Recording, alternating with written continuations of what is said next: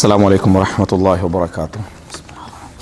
إن الحمد لله نحمده ونستعينه ونستغفره ونعوذ بالله من شرور أنفسنا ومن سيئات أعمالنا من يهده الله فلا مضل له ومن يضلل فلا هادي له وأشهد أن لا إله إلا الله وحده لا شريك له وأشهد أن محمدا عبده ورسوله أما بعد. அன்புள்ள சகோதரர்களே சகோதரிகளே, இன்றைய மார்க்க வகுப்பிலே ஷியா பயங்கரவாதம் இன்றைய முஸ்லிம்களுடைய நிலை சம்பந்தமாக ஒரு சில விஷயங்களை இந்த இடத்திலே நான் பேசலாம் என்று நினைக்கிறேன். அன்புள்ள சகோதரர்களே, இந்த இடத்திலே சில முக்கியமான விஷயங்கள் மனம் திறந்து பேசப்பட வேண்டும் என்கின்ற அடிப்படையில் தான் இந்த தலைப்பை நான் எடுத்தேன்.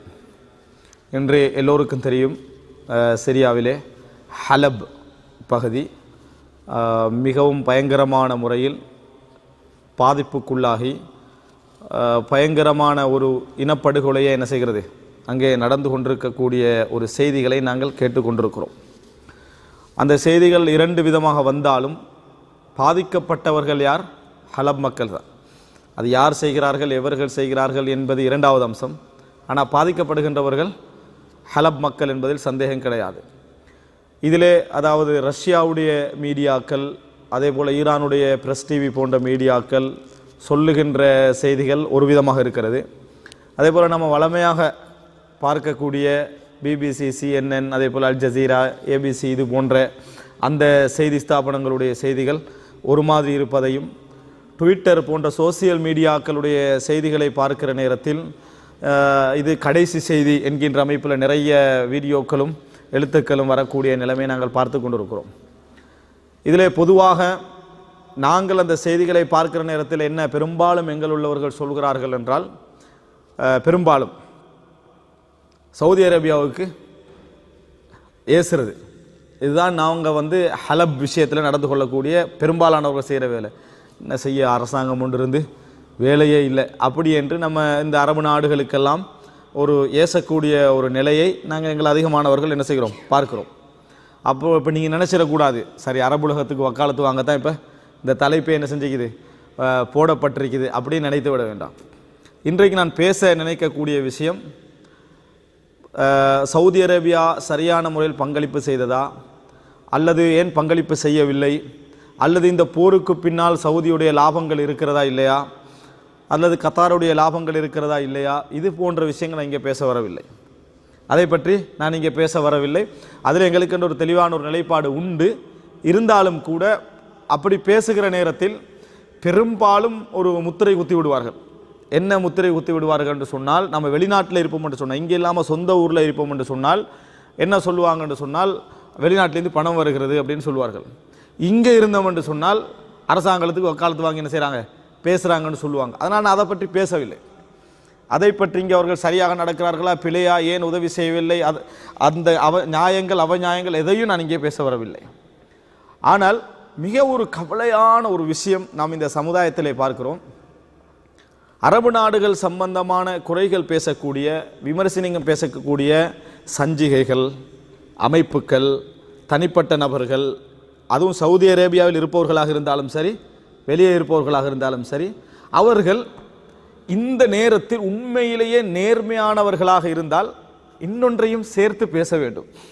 அதை பேசுவதில்லை என்பதுதான் இதில் ஏதோ இருக்கிறது என்ற கேள்வியை என்ன செய்கிறது, வலுப்படுத்துகிறது. என்ன பேச வேண்டும்? அரபு நாடுகளுடைய பங்களிப்பு இல்லை இந்த ஹலப் பிரச்சனையில், இவர்கள் எந்த விதமான உதவி கரமும் நீட்டுகிறார்கள் இல்லை, மக்கள் படுகொலையிலேயே இருக்கிறார்கள், பெரியோர் எஜெண்டா இவர்களுக்கு பின்னால் இருக்கிறது, இது அமெரிக்கா ரஷ்யாவுடைய எஜெண்டா தான், இது போன்றவைகளெல்லாம் பேசக்கூடியவர்கள் உண்மையிலேயே அவர்கள் பக்கம் அவர்கள் நியாயம் இருக்கிறது கருதினால், அவர்கள் உண்மையிலே நியாயமானவர்களாக இருந்தால் இன்னொன்றையும் சேர்த்து பேச வேண்டும். ஆனால் அவர்கள் பேசுவதை காண முடியவில்லை. எந்த அளவுக்கெல்லாம் கொச்சைப்படுத்தி பேச முடியுமோ, எந்த அளவுக்கெல்லாம் தரந்தாழ்த்தி பேச முடியுமோ, யூத கைக்கூலிகள் என்று சொல்ல முடியுமோ, இன்னும் என்னென்னதெல்லாம் சொல்ல முடியுமோ எல்லாம் சொல்லக்கூடியவர்கள் நேர்மையானவர்களாக இருந்தால் இன்னொரு அம்சத்தை பேச வேண்டும். அது என்ன ஒரு அம்சம் அப்படின்னு சொன்னால், உங்களுக்கு தெளிவாக தெரியும், இன்று சிரியாவிலே பஷார் அல் அசதுக்கு ஆதரவாக களம் இறங்க இருக்கக்கூடிய ஒரு நாடு, ஈரான். பஷார் அல் அசதுக்கு ஆதரவாக களம் இறங்கி இருக்கக்கூடிய ஒரு நாடு ஈரான். அதை நான் சொல்லித்தான் அவர்கள் தெரிய வேண்டும் என்ற அவசியம் இல்லை.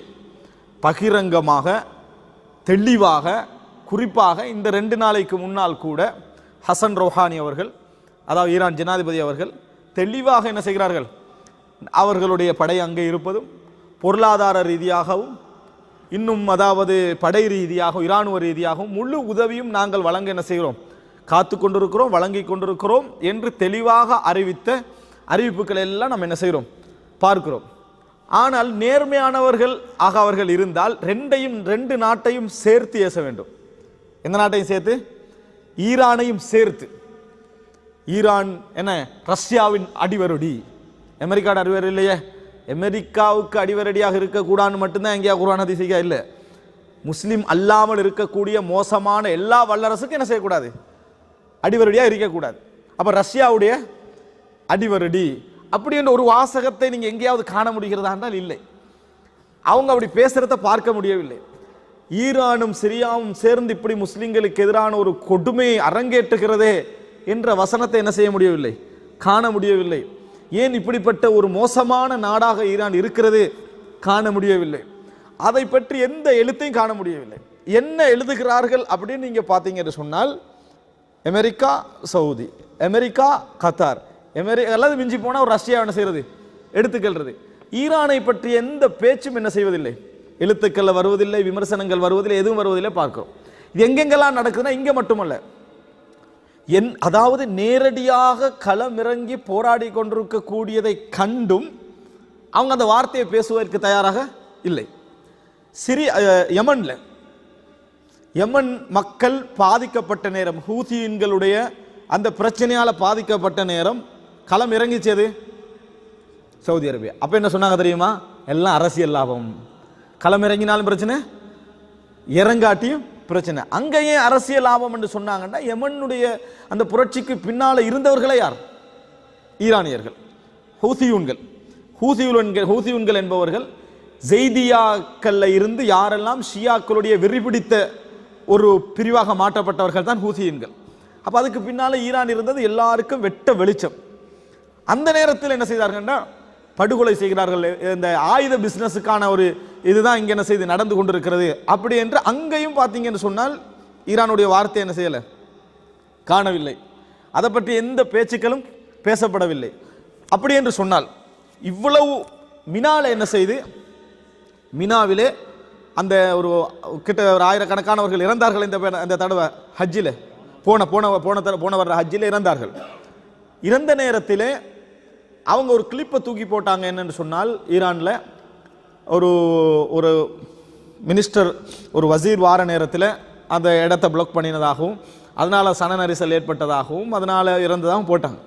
உடனே அதை மீடியாக்கள் எல்லாம் பரத்தி எல்லாம் செய்தவர்கள் அந்த நேரத்தில் மினால நடந்த அந்த சம்பவத்தை பற்றி ஹசன் ரௌஹானி, ஹாமினி, அதாவது அவங்களுடைய புரட்சி தலைவர்கள்ட அந்த வரிசையில் வர ஹாமினி, இவர்கள்லாம் ஒரு பேச்சு பேசினாங்க.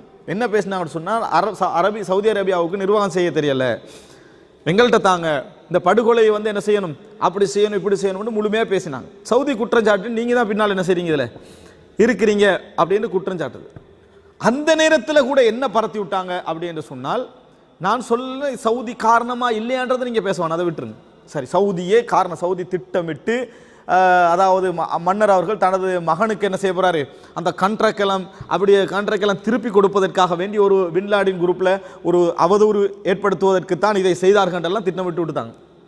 அது பகுதி, அது சரியா பிள்ளை என்பதில் இரண்டாவது.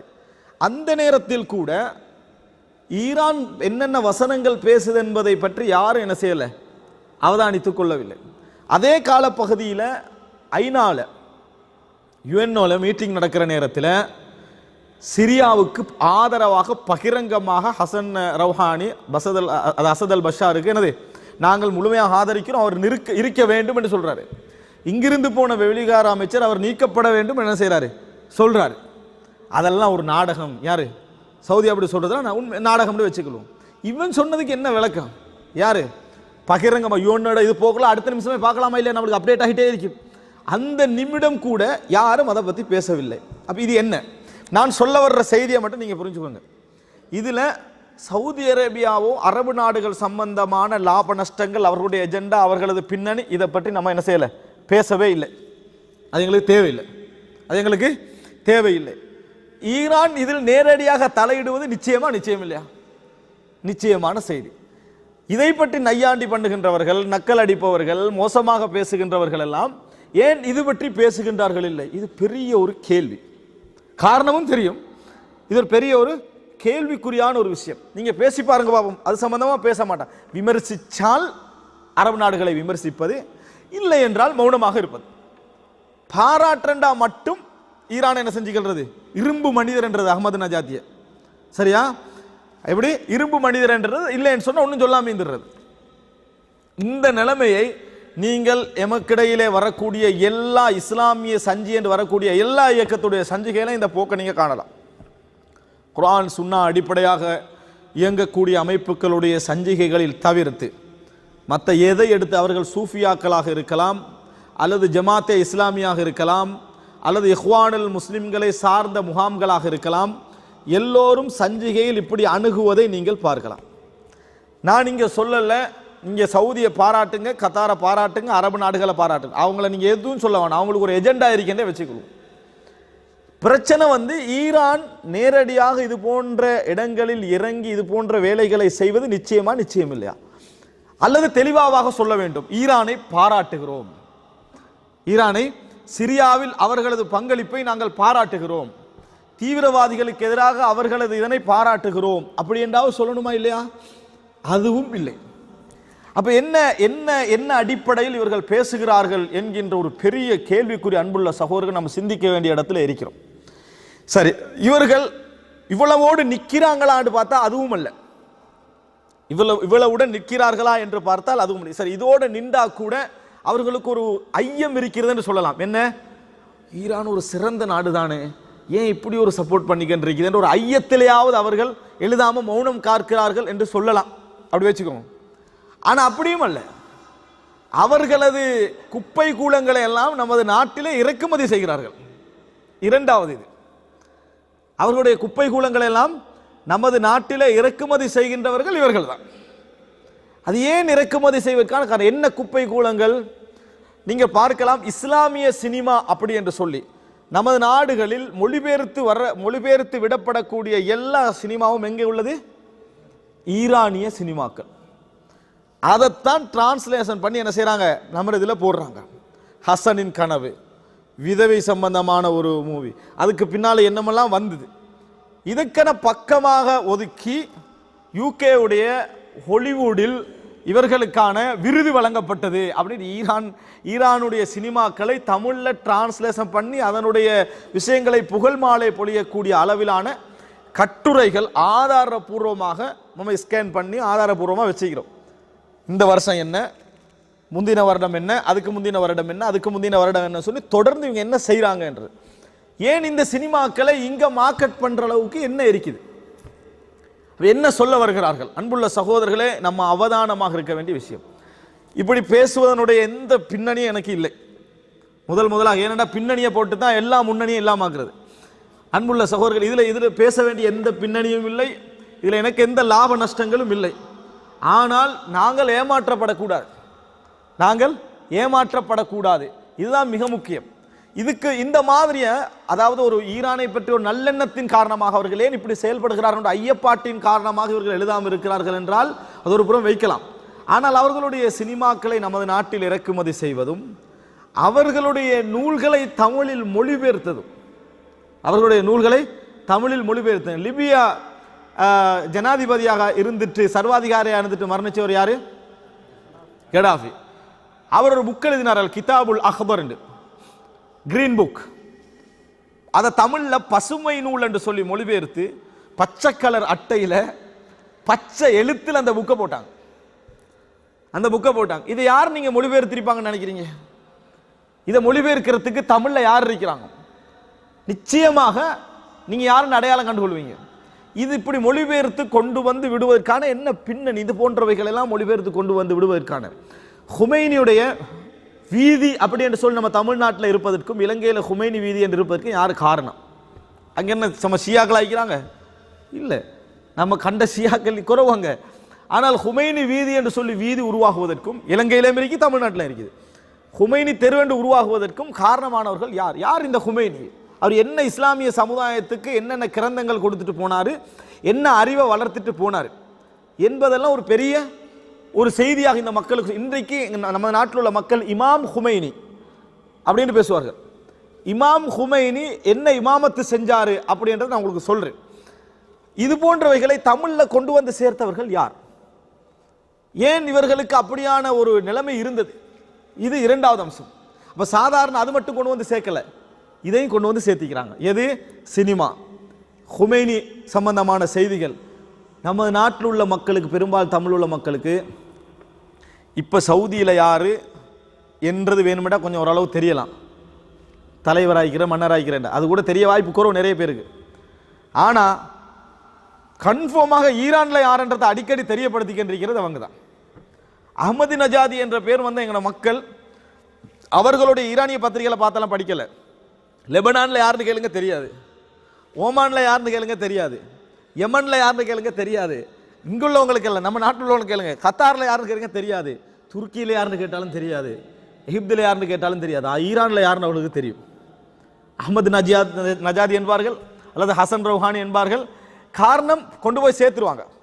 அந்த சஞ்சிகையின் ஊடாக என்ன செஞ்சிருவாங்க? செய்திகளை கொண்டு போய் உரிய நேரத்தில் கொண்டு போய் சேர்த்துருவாங்க.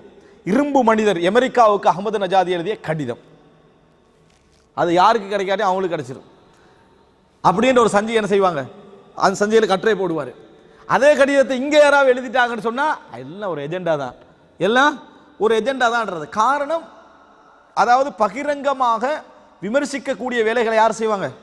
ஈரான் செய்து அமெரிக்காவுக்கு சவாலுற வேலை செய்து. உண்மைதான். என்ன நீங்க புரிஞ்சுக்கணும்னு சொன்னால், இது இரண்டாவது கட்டமா. மூன்றாவது, அன்புள்ள சகோதரர்களே, இந்த மாதிரி அந்த கலாச்சாரத்தை கொண்டு வந்து இறக்குமதி செய்து இப்போ புதுசா வந்திருக்குது ஈரானிய அபாயா கடைகள். நம்ம நாடுகளை பார்க்குறோம், ஈரானிய அபாயா கடைகள் இப்படி என்ற அது கொண்டு வந்து சேர்த்திருக்கிறதுல என்ன செய்கிறோம்? பார்க்குறோம். ஒரு ஏன் இப்படி செய்கிறார்கள் என்பதற்கான அவர்கள் ஷியாயிசத்தை பிரச்சாரம் செய்ய வருகிறார்கள் கேட்டால் இல்லை. நிச்சயமாக அப்படி செய்யக்கூடிய சகோதரர்களுக்கு மக்களுக்கு மத்தியிலே ஷியாயிசத்தை கொண்டு வந்து சேர்க்க வேண்டும் என்ற எந்த எண்ணமும் இல்லை. 100% அவர்களுக்கு ஷியாயிசத்தை சேர்க்க வேண்டும் என்ற எந்த எண்ணமும் இல்லை. அவர்கள் ஷியா கொள்கைக்கு எதிரானவர்கள், அவர்கள் ஷியா கொள்கைக்கு எதிரானவர்கள். மூன்றாவது, அன்புள்ள சகோதரர்களே, இந்த மாதிரியான அளவில் நடந்து கொள்ளக்கூடியவர்கள்ட்ட இன்னொரு பகுதியும் இருக்குது. அது என்ன அப்படின்னு பார்த்தீங்கன்னா, இந்த உலகத்தில் ஒன்றோடொன்று கனெக்டடான தலைப்புகள் இதெல்லாம்.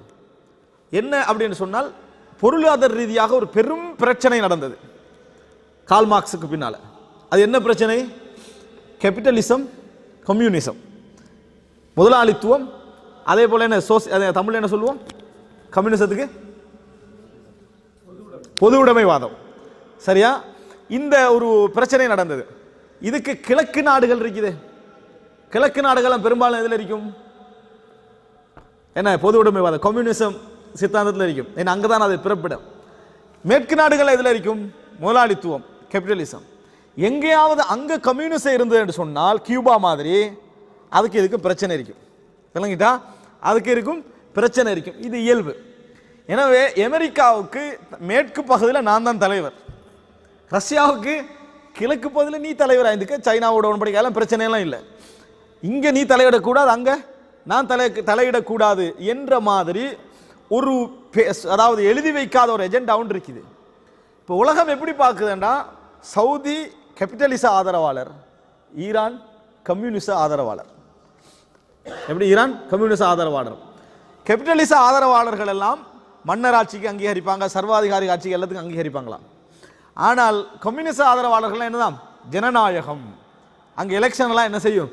நடக்கும், இதை ஆதரிப்பார்கள். இப்படி என்கின்றது ஒரு உருவாக்கம் நமக்கு அந்த பொருளாதார பிரச்சனை வந்த காலத்திலிருந்தே இருந்து கொண்டிருக்கும்.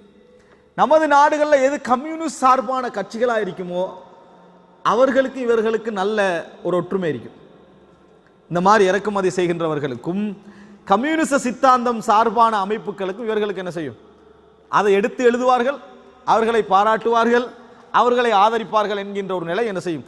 இருப்பதை பார்க்கிறோம். எந்த அளவுக்கு ஆகும் என்று சொன்னால், நபித்தோழர்கள்லயே யாராவது கம்யூனிஸ்ட்வாதிகள் இருக்கிறாங்களான்னு தேடி அபூதர் அல் இஸ்திராக்கி, அபூதர் ரலியல்லாஹு அன்ஹு ஒரு கம்யூனிஸ்ட்வாதி, இஸ்லாமிய கம்யூனிஸ்ட்வாதி என்றெல்லாம் என்ன செஞ்சாங்க, எழுதினார்கள், சொன்னார்கள். அன்புள்ள சகோதரன், அது பேசிய நீண்ட உரைகளுடைய சுருக்கத்தை நான் இங்கே சொல்றேன்.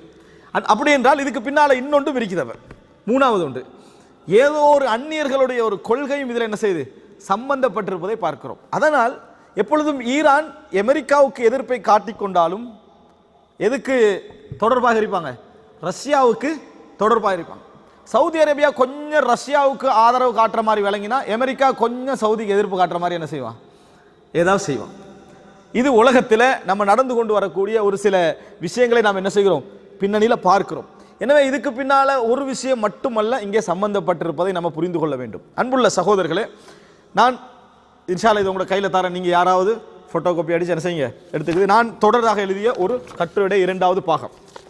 இதில் நான் முழு டீட்டெயில்ஸாக ஈரான் இன்றைய உலகில் என்ன செய்கிறது, அஹ்லுஸ் சுன்னா வல் ஜமாஅத்துக்கு என்ன வரைந்திருக்கிறது அப்படி என்பதை பற்றி நான் இங்கே சொல்லியிருக்கிறேன். அடுத்ததாக 4வதாக ஈரானுடைய எஜெண்டா எல்லாருக்கும் தெளிவு, ஆனால் அதை ஏற்றுக்கொள்ள மாட்டாங்க.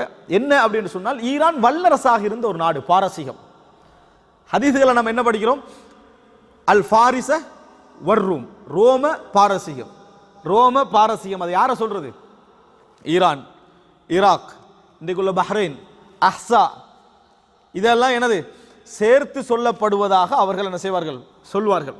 இந்த ஒரு பெரிய ஒரு பகுதி பாரசீக வல்லரசு, அதை யார் வெற்றி கொள்றாங்க, மக்கா மதீனாலிருந்து, இந்த ஹிஜாஸ்ல இருந்து ரசூலுல்லாஹி ஸல்லல்லாஹு அலைஹி வஸல்லம் அவர்கள் என்ன செய்தார்கள், இஸ்லாமிய ஆட்சி வளர்ந்து அந்த பகுதிகள் வெற்றி கொள்ளப்பட்டு முஸ்லிம் நாடுகளாக என்ன செய்தன, மாறின. எனவே பாரசீக வல்லரசு என்ற வல்லரசு இல்லாம போய் இஸ்லாமிய வல்லரசு என்ற ஒரு வல்லரசு என்ன செஞ்சுட்டு வந்துட்டு. ஆனால் எப்பயும் நமக்கு பழைய கால ஞாபகம் ஊட்டப்பட்டுக்கொண்டே இருக்குமா இல்லையா, நம்ம ஒரு வல்லரசா இருந்தவர்களா இல்லையா, அப்படி என்பது இருக்குமா இல்லையா. எப்படி இவர்களுக்கு, அதாவது கிறிஸ்தவர்களுக்கு நாம் வல்லரசாக இருந்த அந்த ரோம் என்ற அந்த வல்லரசு சிந்தனை இருக்குமோ, இவர்களுக்கும் வல்லரசு சிந்தனை என்ன செய்யும், இருக்கும். அதில் சந்தேகமே கிடையாது. அன்புள்ள சகோதரர்களே, இப்போ இந்த வைகளெல்லாம் நம்ம பார்க்கிற நேரத்தில் என்ன நமக்கு நடக்கிறது என்பதை நம்ம தெளிவாக வைத்துக் கொள்ள வேண்டும்.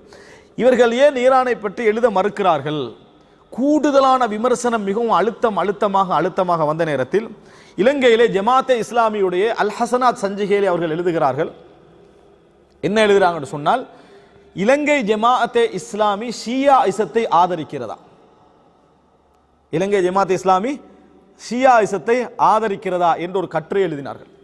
அன்புள்ள சகோதரர்களே, முதலாவது பாராட்ட வேண்டும் விமர்சனத்துக்கு பதில் சொல்ல முன் வந்ததுக்கு, விமர்சனத்துக்கு பதில் சொல்ல முன் வந்ததுக்கு. ஏன் சிலருக்கு விமர்சனத்தை எதிர்கொள்கிற தைரியமே இல்லை, அவங்க சும்மா கத்திக்கின்றிருப்பாங்க, நம்மளுக்கு எவ்வளோ வேலை இருக்கேன்னு என்னது போய்கின்றிருப்பாங்க. ஆனால் அவர்கள் பதில் சொல்ல முன் வந்ததுக்கு முதலாக பாராட்டணும். ஆனால் அந்த கட்டுரைக்கு நாங்களே பதில் சொல்றோம் என்னன்னா, இல்லை, இலங்கை ஜமாத்தே இஸ்லாமி சியாசத்தை ஆதரிக்கவில்லை, அதுக்கு முதல் சாட்சியாளர்கள் நாங்கள் தான். அவங்க சியாசத்தை வளர்க்க விரும்பவில்லை, அதுக்கு ஆதரிக்கவும் இல்லை நம்ம சொல்றோம். நாங்கள் என்ன சொல்றோம்னா, நீங்கள் ஷியாசத்துக்கு ஆதரவாளர்கள் இல்லை, ஷியாக்களுக்கு ஆதரவாளர். ரெண்டுக்கும் வித்தியாசம் இருக்குது. இரண்டாவது, இலங்கை ஜமாத்தே இஸ்லாமின்னு போட்டிருக்க கூடாது, ஜமாத்தே இஸ்லாமின்னு போட்டிருக்கணும். அப்போதான் எங்களுக்கு யூசுப் அல் கர்லாவி, முஹம்மது அல் கஸாலி, ஹசனுல் பன்னா, அது போன்று யாரெல்லாம் அறிஞர்களாக இருந்தார்களோ அவர்களுடைய கூற்றுக்களை எல்லாம் கொண்டு வந்து என்ன செஞ்சுக்கலாம், நான் எனக்கு பட்டியல் போட்டு என்ன செய்திருக்கலாம், காட்டி இருக்கலாம், என்னென்ன வார்த்தைகள் அவர்கள் சொன்னார்கள், என்னென்ன வசனங்கள் பேசினார்கள், என்னென்ன நடந்தது என்று சொல்லி. அன்புள்ள சகோதரர்களே, இப்படி கட்டுரை எழுதினார்கள்.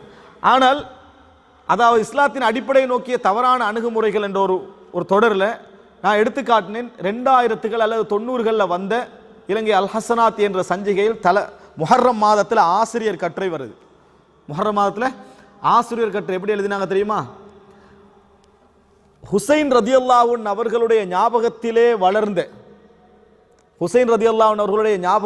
வளர்ந்த புரட்சியாளர்கள் இன்றைக்கு ஆயத்துல்லாக்களின் ஆட்சி ஒன்றை அமைத்துக்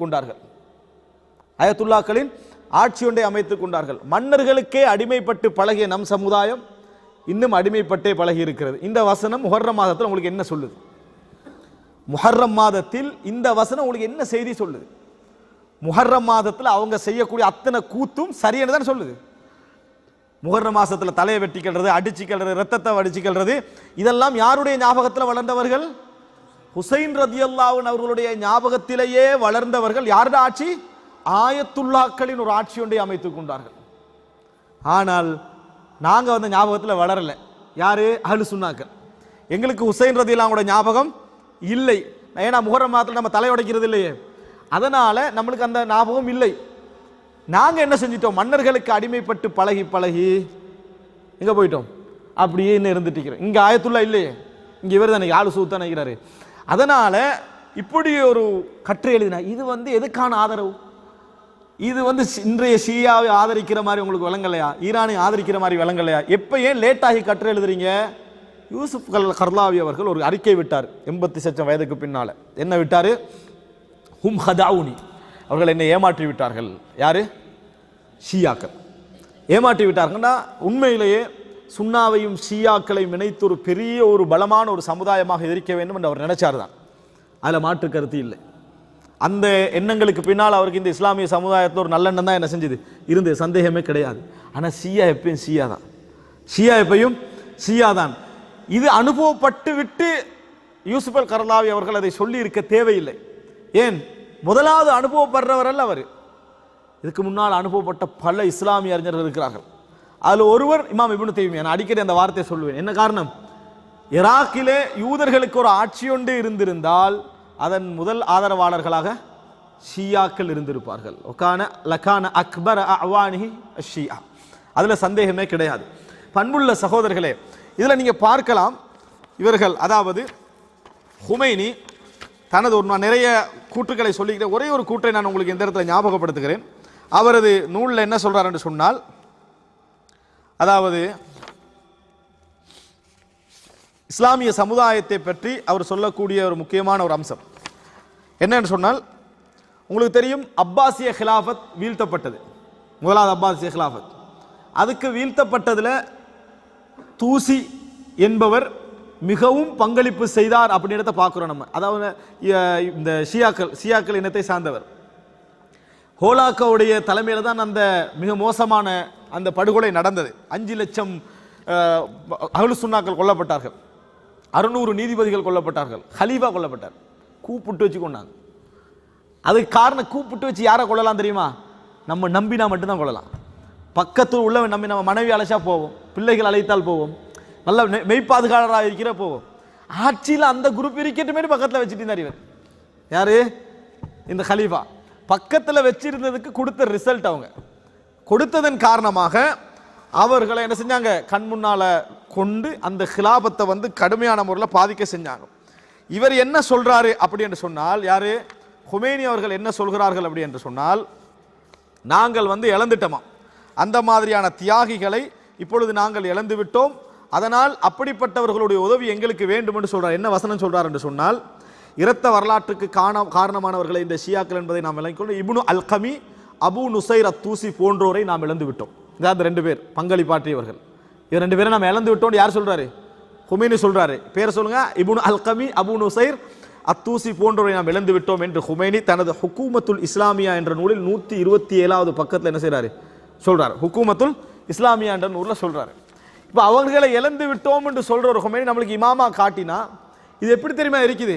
கொலகாரன்ட்ட இந்த சமுதாயத்தை நீ ஒன்று நடக்காது, நீ வா அப்படின்னு கூட்டி கொண்டு போற மாதிரி இருக்குது.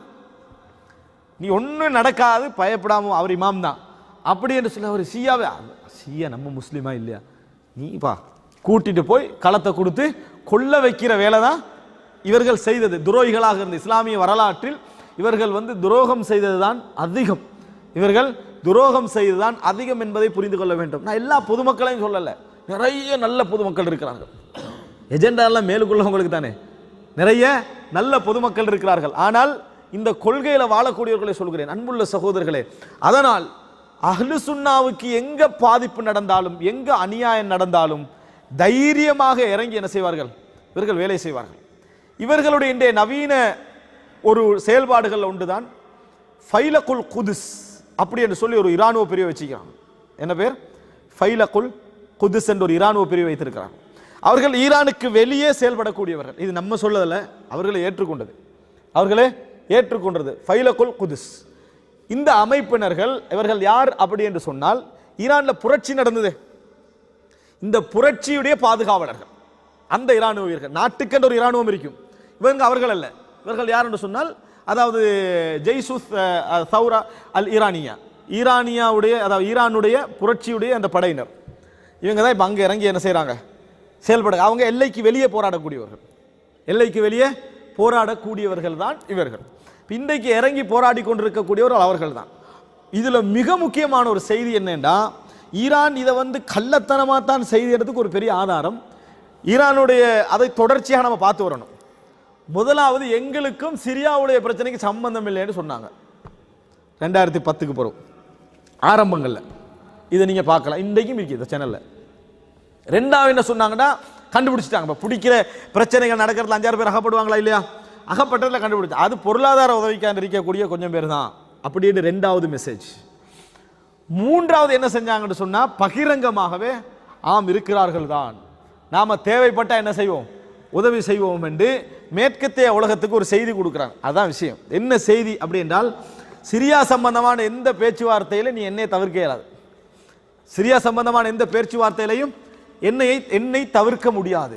இப்போ எல்லாருக்கும் ஒரு பெரிய ஒரு கேள்வி என்னென்னா, இதுக்கு எல்லாரும் என்ன ஆரம்பத்தில் என்ன பேர் வச்சுட்டு வந்தாங்க, ரபியுல் அரபி, அரபு வசந்தம். எங்கேயாவது சண்டை பிடிச்சா அதுக்கு வசந்தம்ன்றது புரட்சி என்றது.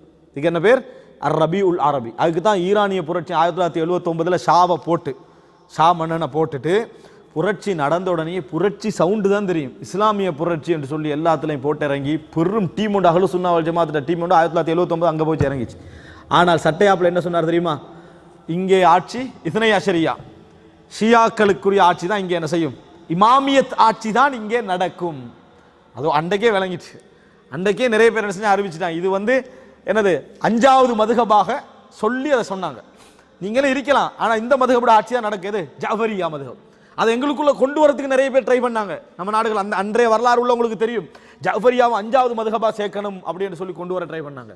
அன்புள்ள சகோதரர்களே, இப்படி அறிவித்தார்கள். இன்றைக்கு அவங்களோட சட்டம் என்ன, ஈரான்ல இமாமியத் கோட்பாடு தான் ஆட்சி என்ன செய்யும் இருக்கும். அதாவது இத்னை அஷரியாவுடைய கோட்பாடு தான் ஆட்சியில் இருக்கும். சட்ட யாப்பு, அது சட்ட யாப்பாக பதிவு செஞ்சார்கள்.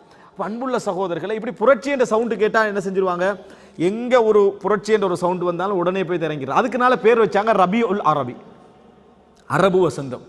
தூனிஸ் அரபு வசந்தம், லிபியா அரபு வசந்தம், எகிப்து அரபு வசந்தம், யமன் அரபு வசந்தம். திடீர்னு ஒருத்தர் கற்று எழுதிக்கிறாரு, அரபு வசந்தம் எங்கே போனது அப்படின்னு. அதுக்கா நீங்களா ஒரு பேர் வைப்பீங்க, காணாம போன பிறகு அது எங்கேண்டு காணாம, ஒரு வசந்தம் இல்லை. இது அரபு வசந்தம் அப்படின்னு நம்ம எதுக்கு பேர் வைக்கலாம் தெரியுமா, நீங்க மாத்திட்டு கொண்டு வரவர் ஒரு பெரிய இஸ்லாமிய ஆட்சியாளராகவும் குர்ஆன் சுன்னாவை நடைமுறைப்படுத்துறதுக்குரியவராகவும் இருந்தால் பரவாயில்ல. அட்லீஸ்ட் இஸ்லாமிய ஆட்சியை நான் நடைமுறைப்படுத்துவேன் என்றே பேட்டியில் என்ன செய்யறாங்களே, கொடுக்குறாங்களே ஜனநாயக எலெக்ஷன்ல வெத்தனம் பண்றதுக்காக வேண்டி. அட்லீஸ்ட் நீங்க உருதுகான் மாதிரியாவது இருந்திருக்கும். நாங்கள் உருதுகானுடைய அணுகுமுறை இன்று வரைக்கும் பாராட்டுறோம். ஏன் பாராட்டுகிறோம் என்று சொன்னால், அவர் இருக்கக்கூடிய இடத்திலிருந்து எழும்பிக்கிட்டு வரார், இருக்கக்கூடிய சிச்சுவேஷன்ல எழும்பிக்கிட்டு வரார். இன்றைக்கு ஒரு மிகப்பெரிய ரைட்ஸ் அந்த நாட்டில் இஸ்லாமிய மயப்படுத்தலன்னு பெரிய அளவில் நடந்துகிட்டு இருக்குது. அப்படியாவது இருந்திருக்கும். நான் முழுமையான இஸ்லாமிய ஆட்சியெல்லாம் என்ன செய்யல, இங்கே கொண்டு வரல. ஹிலாபத்து மாதிரி அறிவிச்சுட்டு ஒன்றுமே இல்லாத மாதிரி வந்தால் எப்படி இருக்கும், அப்படி அறிவிக்கல அவர். என்னது மா தகையர் துவலா கிண்ணி தத்தவர் தூண்டார்கள். செக்யூரிஸ்டுகள் கேள்வி கேட்குற நேரத்தில் நீங்கள் மாறிட்டீங்க, நீங்கள் நம்ம குரூப்பில் தான் இருந்தீங்கன்னு கேட்ட நேரத்தில் என்ன சொன்னார், மா தகையர் தூ, நான் மாறவில்லை, ஆனால் நான் அபிவிருத்தி அடைந்திருக்கிறேன், நான் மாறவில்லை, நான் அபிவிருத்தி அடைந்திருக்கிறேன் என்று சொன்னார். இப்படியாவது படிப்படியாக கொண்டு வந்திருக்கணும், அதுவும் செய்யலை. நான் தான் வல்லரசு என்ற மாதிரி நடுவில் இருந்து அறிவிச்சா எல்லா நாடுகளும் தண்ட சொந்த நாட்டுடைய அபிலாசைகளை கவனிக்கத்தான் செய்யும். ரபியுல் அரபின்னு பேர் கொடுத்தாங்க, ரபியுல் அரபியெல்லாம் இல்லை. யார் யாரெல்லாம் கம்யூனிஸ்டுகளாக இருந்தார்களோ அவர்களை தூக்கினது தான் அது. நல்லா பாருங்க, நீங்க அந்த நாடுகளில் தூக்கப்பட்டவர்கள் எல்லாம் யார், எந்த நாட்டுக்காரன்னு பாருங்க, என்ன கொள்கையில் இருந்தவங்க பாருங்க, அவ்வளவுதான், சிம்பிள். இராணுவ ஆயுதம் கொடுத்தது எல்லாம் அமெரிக்கா தான், அதுல சந்தேகமே கிடையாது. ஆயுதங்களை கொட்டி வச்சு ஆட்சியை தூக்கினதெல்லாம் யாரு, அவங்க தான். தூக்கப்பட்ட யாரு, எல்லாரும் என்ன கொள்கையில் இருந்தவங்கன்னு பார்த்துக்கோங்க. யாராக இருக்கலாம், நீங்க சதாம் ஹுசைனாக இருக்கலாம், அங்கே லிபிய புரட்சி தலைவர் என்று பேர் வச்ச புரட்சியே இல்லாத ஒரு தலைவராக அவர் இருக்கலாம், யாராக இருக்கலாம். இவர்கள் எல்லாம் எந்த கொள்கையில் இருந்தவர்கள், அமெரிக்காவுடைய ஏகாதிபத்தியத்துக்கு எதிராக இருந்தவர்கள். அவர் தூக்குறதுக்காக மக்களை தூண்டினா இவ்வளோ வேகமாக முடிச்சு ஒரு நாட்டுடைய ஜனாதிபதியை பிடிச்சி கையில் கொண்டு வந்து அடிக்கிற அளவுக்கு சாதாரண மக்கள் எப்படி எப்போ உலக வரலாற்றில் எங்கே எழுப்பினாங்கன்னு கேட்குறேன். ஒரு நாட்டுடைய கடாஃபியை பிடிச்சி தானே அடிக்கிறாங்க கையில் கொண்டு வந்து. அந்த லெவலுக்கு வளர்ற அளவுக்கு எந்த எந்த நாட்டில் இருந்தாங்க அப்படி? என்ன அவ்வளோ பெரிய ஈமான் உள்ள இஸ்லாமிய உறுதியோடு இருந்தவங்களா போராடினாங்க? இல்லை, ஆயுதத்தை கொட்டினா இறக்கித்தான் விஷயத்தில் என்ன செஞ்சாச்சு, முடிச்சாச்சு. அதுக்கப்புறம் இப்போ வந்திருக்கலாம் பொம்மைகள் தான். இப்போ வந்திருக்கிறலாம் நீங்கள் ஆப்கானிஸ்தானாக இருக்கலாம், ஈராக்காக இருக்கலாம், இப்போ வந்திருக்கிற எல்லா பகுதியில் உள்ள என்னது எல்லாரும் பொம்மைகளை கொண்டு வந்து வச்சுட்டோம். இப்போ நம்மளுக்கு இந்த பிரச்சனை இல்லை. நம்மளுக்கு அவங்களுக்கு பிரச்சனை இஸ்லாம் இல்லைங்க, அந்த சித்தாந்த பெரிய பிரச்சனை. நமக்கு கிழக்க கிளியர் ஆக்கணுமே, மேற்க கிளியர் ஆக்குற வேலை தான் அது. ஆனால் இங்கே அந்த கிளியர் ஆக்குற வேலையை செஞ்சுக்கல இல்லாமல் இருக்குது. காரணம், ரஷ்யாவுக்கு பக்கத்து நாடு ஈரானுடைய தலையீடு. அமெரிக்காவுக்கு நஷ்டமும் இல்லை, பெட்ரோல் ஆகிதாங்க, எந்த பிரச்சனையும் இல்லை, நமக்கு நஷ்டமும் இல்லை. இதனால ஒரு த்ரெட்டாக இதை மத்திய கிழக்கில் வச்சுக்கின்றிருக்கலாம். இது என்ன செய்யலாம்? இதுல பொது நலம் இருக்குது, ரஷ்யாவுக்கும் பொது நலம் இருக்குது, அமெரிக்காவுக்கும் என்னது பொது நலம் இதுல இருக்கிறது. ஆனா நமக்கு இதுகளை வாசிப்பு செய்ய மாட்டோம் நாங்க. ஏன்னா நமக்கு 1000 பிரச்சனைக்கு நம்ம பெரும்பாலும் இவைகளை பார்க்குற எந்த நேரத்தில், ஆஃப் டைம்ல ட்விட்டர்ல ஒரு செய்தியை வந்துட்டு உலக அரசியலை முடிவெடுக்கிற லெவலில் தான் நம்ம இருக்கிறோம். விளங்கிட்டா? அவர் போகல, எங்கேயோ வீட்டுக்கு போயிட்டு கடைக்கு போயிட்டு வர மாதிரி தான் நம்மளோட பேச்சுக்கள் இருக்குமே தவிர இதில் என்ன பின்னணி நடக்கிறன்னு ஒரு அளவுக்கு நம்ம பார்த்தாலே விளங்கிரும்.